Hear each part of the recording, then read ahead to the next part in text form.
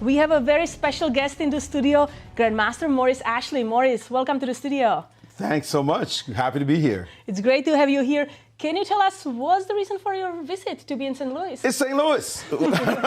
St. Louis, it was my home, basically. I didn't live here, but came to so many tournaments. We're part of so much of the commentary team, and it's always fun to visit, see my friends, see special events like this one. I don't really need a reason to come to St. Louis, but yeah, I'm here on some business with the top brass. Okay, good to know. Maurice, bonjour. Bonjour, ma chérie. You are back. It's so good to see you. Well, so are you. You know, this is what I have to do to see you. You know, I have to come to St. Louis. You know, this is for the first time ever, by the way, during this event, an all-women commentary. I don't know how Yasser managed to squeeze his way in. He's very happy, by the way. He's bragging about that. Well, Maurice, tell me about your plans, because last time we spoke, you know, you said, like, a commentary, but I think that you miss it. Well, I have to say, it's always been fun. I didn't leave because it wasn't fun. You've been doing something for over a decade, maybe over 2 decades. You start feeling like maybe I need to do something a little bit different and venture out and do something. So I ended up doing a bunch of Chessable courses. I'm actually coming out with my 10th course. Oh, wow. So in the last 3 years, did a couple of books, have more books coming out. I have a box coming out for kids. Just lots of projects and a little bit of commentary here and there as well. I pick and choose now. I go to places I've never been. That's more exciting for me. So here, this is the Chessable course, right? Chess geometry, the secrets of chess geometry. And now you said the next course is coming up soon with chess geometry. Part 2, yes. Part 2 is coming out in 2 days even. So maybe I came just to promote the course. No, I hadn't, but coincidentally, they told me they were moving up the publication date. The course was just a labor of love. Secrets of Chess Geometry won awards. It's been my most successful course. It was my first and most successful course. So people have really enjoyed the material. So I had more material to deliver. So I came out with a part 2, which will expand on what was in part 1 and really drill deeper into the pieces. Just an absolute treat for me to do. And it's even opened my eyes to some of the beauty in geometry and chess. So is it mostly like about tactics, or what is it? It's primarily a course explaining the rationale behind tactics in chess. We all know that chess is geometric. It's a grid, the board. It could be 1-1 instead of A1, but chess has its own nomenclature. But it easily could be explained mathematically with geometric terms, not completely with formulas and the like. So I don't get into that for sure. I'm not a mathematician. But just the geometric relationships, that what makes pins pins, what makes forks forks, and skewers, and all of it has some more fundamental explanations. So I go into that, but then I expand in some beautiful examples that are just eye-popping. I don't like to do anything boring. So everything is just rich and sometimes deep, and the tactics for instructional purposes, but also for entertainment.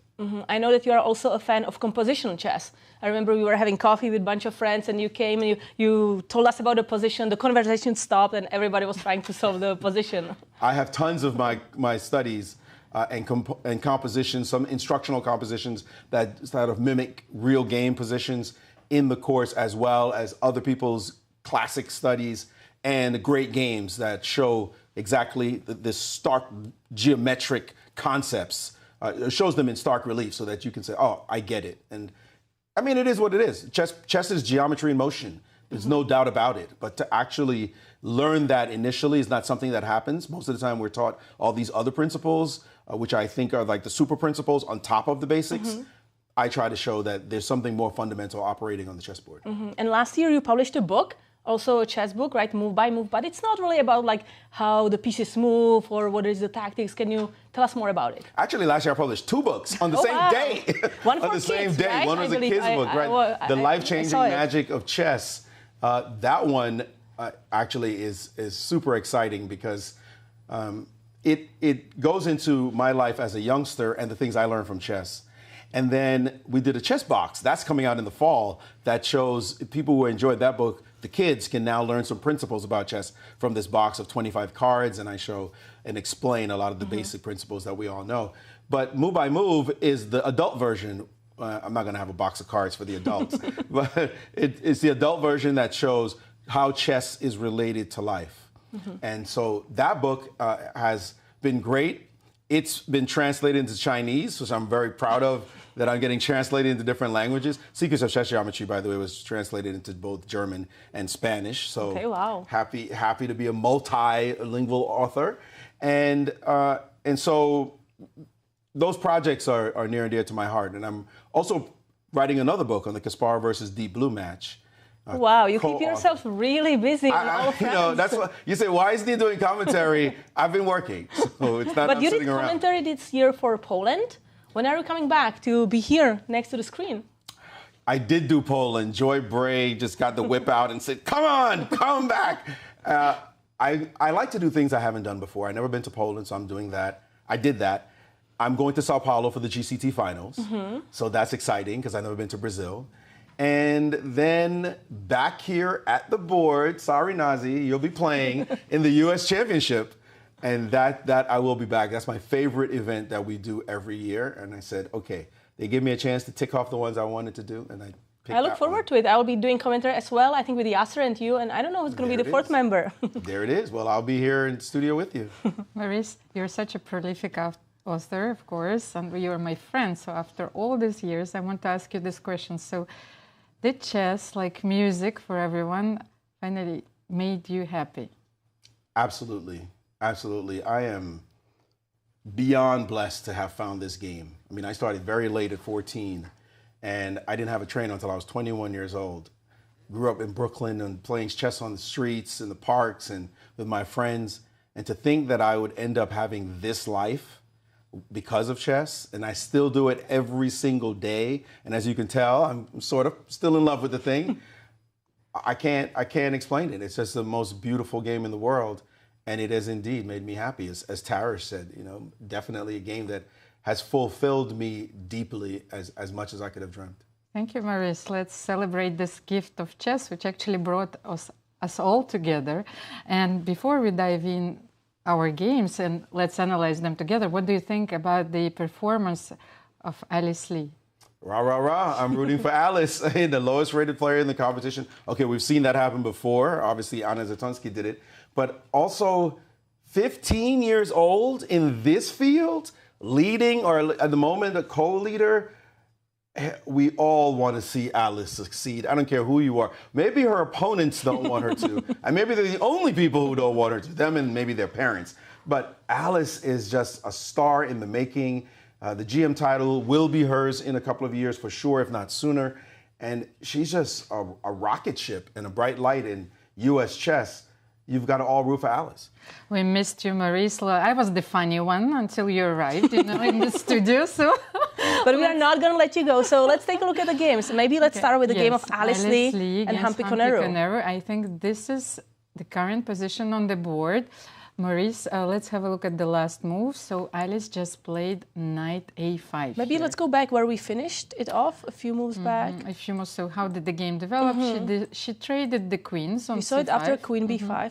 So queen b5, queen c5, bishop c5. Then bishop d2 was played by Alice. She wanted to take the bishop on c3. Then knight d5 and knight a5. This is the current position on the board. Alice wants to trade another knight or to take on c6 and to play with a different structure. So there is this isolated pawn, and usually black wants to attack, right, when there is an isolated pawn. So one reason Alice plays this move knight a5 is also to trade pieces, because the less pieces you have, the less chances of you to attack. Maurice, how do you feel about this position?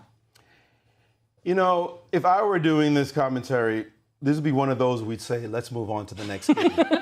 I mean, frankly, it is not exactly the most exciting position. This is how GMs play against each other. If you're going to make a draw, be solid. There's only one weakness in black's position. It's the d5 pawn, which can easily be defended by bishop e6 at some point. White is maybe, so to speak, slightly for choice in the long term. Clearly, Humpy doesn't want just to see rooks on the d file pummeling away and trying to make something of it. But this is maybe how Karpov would play, or maybe a Magnus Carlsen, to try to grind down the opponent in this sort of position. So I'm not worried. The one good news is we're not worried for Alice in this position. One last question before we move to another game. I like this move knight a5. First of all, of course, you can not play bishop b6 immediately because I will take knight b7. So if you let me, I will transpose, let's say, to this. Just let me make a move. So if I can transpose to a different structure, maybe this one. What do you think about this one? Can she squeeze something out of this position? Well, Yasser Seirawan said he paid for his house with this kind of structure. Right? Like, this is how he made his living. You know, Yasser, he wants to keep it nice and solid and straightforward. He'll mate you if you're not paying attention. But this is the kind of position that top GMs with great technique will try to make something of. But the reality is it should be equal, or, you know, white for choice, if anybody, because white has no weaknesses anywhere. White just has no weaknesses and black has no dynamic play. You talked about the attack in this position.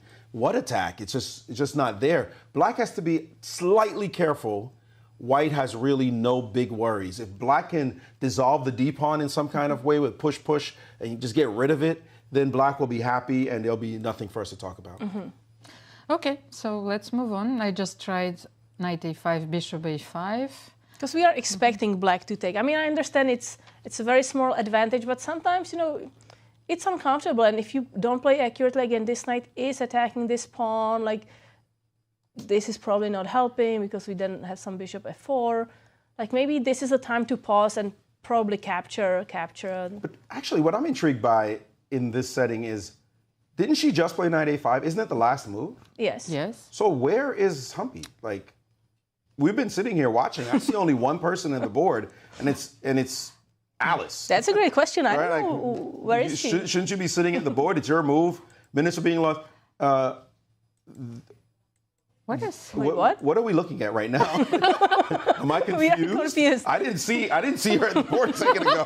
It's got a magic But trick. here she is. Like, well, how Maurice. did she just appear on camera? What's going on? Are we confused? No, I think that our table camera was frozen. You know, we were traveling in time, you know, and then that would have been amazing. She just appeared out of nowhere. All right, that's a better explanation for the situation. But She it's is good. Actually at the board. It would be surprising if she good that hadn't we been. have someone, you know, who actually sees what's happening so far, because with my glasses. Okay, let's have a look. So you see, like, she appeared and Alice disappeared. That was funny. Okay, so now we're up to date. No, on she's camera. been there the whole time, apparently, you know. So That would have been a better story. But anyway, let's go to another position. So let's go to the game of Carissa against Nana Dzagnidze, because Carissa made an inaccuracy there, a mistake. She went with bishop f4 too early, and as Nazi was pointing out, it was a mistake. There was this orange bubble question mark, but I think Nana Dzagnidze did not take advantage the way Nazi suggested. yes, let me remind you of the variation. That was Takes, covered. I actually was A7. watching when Nazi correctly Yes, pointed out and knight e5. those variations. And again, the knight is kind of targeting this bishop, but it's also freeing up this square, so the rook can go to d7 and pin this knight, and making white's life really difficult. However, Nana played queen c8 here, protecting the bishop, and she wants to take with the queen on b7. So for me, it's quite a reasonable choice if you consider that queen f4 is a risky one. And bishop c5 was played, knight b3. Very often you use this maneuver in the Sicilian. You're targeting this bishop. And one thing, are you going bishop b7 back, or are you leaving the bishop on c5? Well, to me, first of all, she missed a big chance in not taking on f4. And chess is risk. You can't just live without risk on the board. It's how we're successful. You got to take some chances. I think Carissa is the type of person who doesn't mind risk. Although we tell our students, castle early is like a basic rule in chess. And then she's like, nah, forget that. I'm just going to attack. That was a real mistake on her part. And maybe she noticed the challenges afterwards, but she definitely made what is a basic error in playing bishop f4 too soon. I'm shocked that the mutual error was exchanged by Nana, that she didn't go challenge her. She decided, now let me just stay away from that position and play more solidly. Maybe she was afraid of preparation. I don't know. But that's a big moment in the game to have missed. And Carissa can breathe a sigh of relief that she even has the option that she has sitting in front of her. That said, I would not want to give this bishop away because the dark squares are so weak. That this bodacious bishop on f4 might land on d6 one day. It doesn't exactly have major targets, but it's also just a strong piece. So I personally would like to keep it if we have the time. If you can play bishop e7, the exchange of the bishop on e7 for the knight on b3 is generally quite nice. So I'm looking, if I could play bishop e7 and you're not hurting my feelings, then I'd play it. I'm looking at this line and bishop d6. Are you in time to castle? Now this one is definitely slightly annoying, although I'm curious about the move rook d8 here. Oh, rook d8, so Karpov style, king e7 and Caro-Kann. Yes, yes. The other rook comes, okay, she has played bishop e7 in the game. The other rook comes to e8 quite easily. And what is wrong with Black's game? I don't see easy targets. I don't see how you get to d6 and cause any trouble. The knight will spring from d7 to some square quite quickly. It's not threatening anything yet. I'd like to play rook e8 and get my king out of there. Or just play rook e8 first, just to make sure I'm more coordinated. But I don't see this as a... Okay, so let's go rook e1 for white. And now you do have the threat of knight d5. Maybe on a good day, as Yasser says, you know. Yes, yes, doing it's possible. some and knight annoying c5 moves. doesn't do anything here because you might just trade and move Yes, your... if you go knight c5 right, oh wait, I'm going to capture it. but Targeting your queen and probably... To be honest, this is nice, this no? is not, but this is not bad for Black at all, because that's what I meant. These pawns are very powerful, especially when you have the d4 square and the... But what about queen b3? What about queen b3 instead? I'm curious about. Queen b3? Well, I'm not taking. I will play queen c7. All right, so there's, and now I'm going to keep the tempo with queen a3 just to keep it flowing. Hitting, am I really hitting that pawn? I'm not. Probably rook d6. Rook d6. Rook d6. And then the defense. other rook will go to c8. And then and my knight a4 doesn't do anything. My knight e4 doesn't do anything. Knight d5 may not do anything long. Knight d5 is interesting here to give the a pawn for the c pawn. But it's a very But interesting idea to leave the just- king on e7. Yeah, this is I it's agree dynamic. with you, yes. It's dynamic. Visually, it looks like white is pushing for something, but maybe black is just safe there. I do believe that if black castles right now and puts a rook on d8, I'm not sure what you have as white. Like, what are you playing for? The c pawn is tangibly hanging. You will need moves to defend it, right? So that c pawn is a long-term issue. Which, by the way, we didn't dare them on the last one. You played bishop. Did you play bishop d6 here? No, I took on b7. You took on I b7. think it's Okay, queen takes, important and then you because played bishop d6. Otherwise, What if, for example, here I played rook c8 instead? I played a very aggressive move. But what if I just said, "What are you doing about your pawn?" well, it's a nice thing. I will take on e7. Take, That's take. what I wanted to do. Right. And So the pawn on c4 is hanging. We do have to be a little careful about that because you want to take it, I'm but I sure. don't like to. I don't want queen d3 allows knight e5, so probably I have to play queen e2. But then now play what's the other rook to point? d8. Exactly. Now I play the other rook over to d8, and then my king is ready to go, and you're defending your c pawn, and I don't think I'm that worried. And then this knight, the knight on b3 is completely misplaced. Exactly. In this position. That's what I meant by the exchange of the bishop for the knight. I'm not feeling. I think white has to do something like giddy up, but what is that? What is that? Castles is coming, and I think this is probably what Nana saw. That's why you look at her right now. She's like, She's relaxed. meh. Yeah, I'm going to hide the king.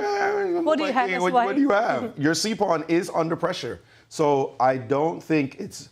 Yeah, you can see she's carefree right now, and I can tell you it's churning in that youngster's brain. Carissa is such an aggressive player. She wants to sack something. She wants to play like c5 right now. Just put the board on fire somehow. She doesn't see how to do it. And so that's probably why Nana said, let me get out of the complicated blah, blah, blah, and just stay in safe land. This is, maybe she could have had more, but this is thoroughly safe for her with long-term chances to equalize and maybe even trick the youngster.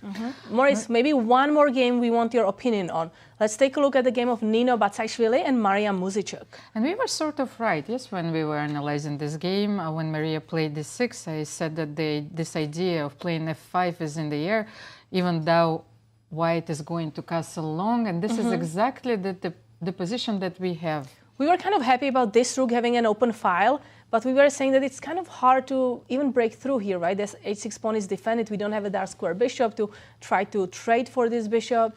So it's black now who is going to be attacking with like b5, b4. Let me have a look. So white Nino is thinking. Very often this is a typical move, but does it work here? What do you think? Well, you say it's a typical move.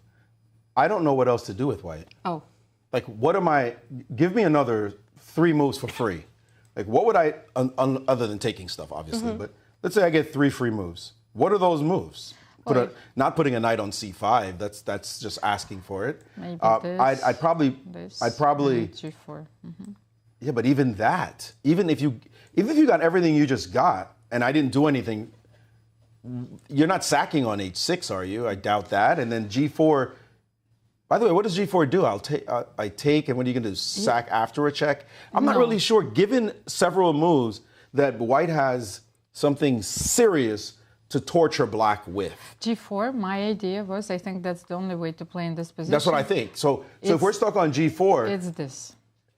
G4, E4. Yes, you have just to go all in this position, so you have to open everything. That's your only chance. And I might even argue, even if you got this, I'm gonna wait and play. Let's play B5 because we should make a reasonable move of some kind. And sometimes. Yeah, sometimes we'll just do some sensible move. Okay. And now you get this pawn, right? And if we take back... Wait a second. Yes, I was thinking about E5 and then bishop H7, but maybe it's too much. Okay, let's say I have both options, but B5, let's first take on D5. Right, and so now I'm not really sure why I did give you the pawn except to open lines, because I'm not taking on D4 easily. But it does feel like there's something here for black that would be counterplay. Because I think I can take actually on D5 back. It's a very messy position. And create a mess. That's what I'm after. It's just to create a complete mess. I could play for Queen A5 after. Maybe I should have played for B4. Scratch that, what I just did. Okay. Play B4 immediately. Play B4 immediately. And this position. And now it's likely you're taking this pawn. I will take on and then after rook takes, your D pawn is hanging. If you take pawn takes, I play bishop takes. I get the diagonal, my queen shows up. My rook is already open on a file. You created G4 and gave the rook a file. This is crazy. This is a little bit nuts. Yes. Right? I'm afraid of making those moves. Who's attacking? What is happening here? Queen A5, take on C3. Well, Maurice, thank you so much for coming to the studio, helping us analyze these crazy games. Creating a mess. You just got fun. That's the only way you can get out of this position. And we can remind our viewers that your Chessable course is coming up in 2 days. Yes, go to chessable.com and you can see the course. We'll have great deals, by the way. The best time to get is the first 10 days because that's when they virtually give it away. And we can't wait to see you here in the studio doing commentary for the U.S. Championships. It's been fun, and it always is. Thank you. Chess made you happy, and your presence is always making us and our audience happy. Thank you, Maurice. Thank you, ladies. Appreciate it.